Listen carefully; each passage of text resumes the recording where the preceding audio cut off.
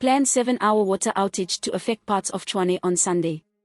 Some areas in the city of Tshwane may experience supply interruptions as Rand Water will be doing maintenance work at the Zuikerbosch Treament Plant.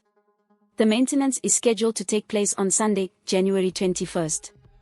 In a statement, the municipality said the maintenance work may lead to water interruptions of Region 1, 2, 3, 4 and 6 due to maintenance work by Eskom on the transformer serving the Zuikerbosch Water Treatment Plant. The city of Tshwane has since urged residents to use water sparingly.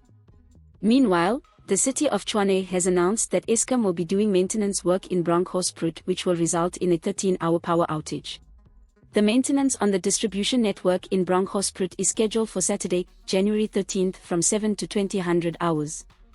In a statement, the municipality said in the interest of safety, power supply will be shut down during the maintenance period.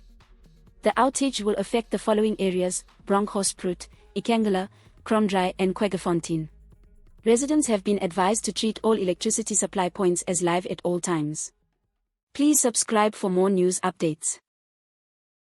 This is Leah for the South African.